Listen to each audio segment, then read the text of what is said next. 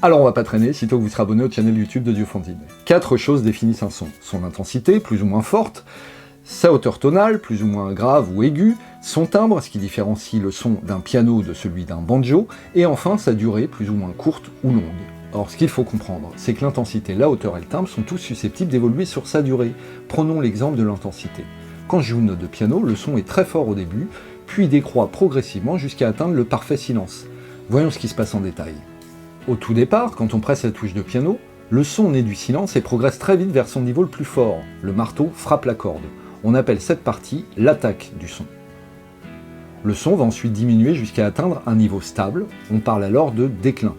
Ce niveau stable, c'est ce qu'on appelle le sustain du son et qui va durer jusqu'à ce qu'on relâche la touche et qu'alors nous vienne la dernière partie du son, le relâchement. Le relâchement, c'est tout bonnement la phase où le son diminue jusqu'au complet silence. L'ensemble de ces 4 phases forme ce que l'on appelle une enveloppe de volume ADSR, pour attaque, déclin, sustain, relâchement. Et ce qui est intéressant, c'est qu'une enveloppe ADSR pourra tout aussi bien décrire le volume d'un son, comme nous venons de le faire, ou encore sa hauteur tonale, ou encore n'importe quel autre paramètre sonore, ce dont on ne se prive pas d'ailleurs dans la synthèse. Voyez ce qu'on peut obtenir sur une enveloppe de volume avec un son. Puis avec une enveloppe appliquée à la hauteur. Ou encore avec une enveloppe appliquée à la fréquence de coupure d'un filtre.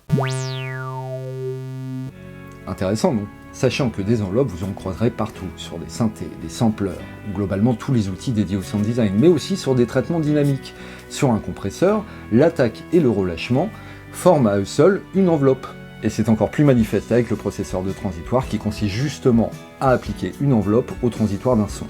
Nous reviendrons en détail sur ce dernier. D'ici là, likez, partagez, commentez cette vidéo. Ciao!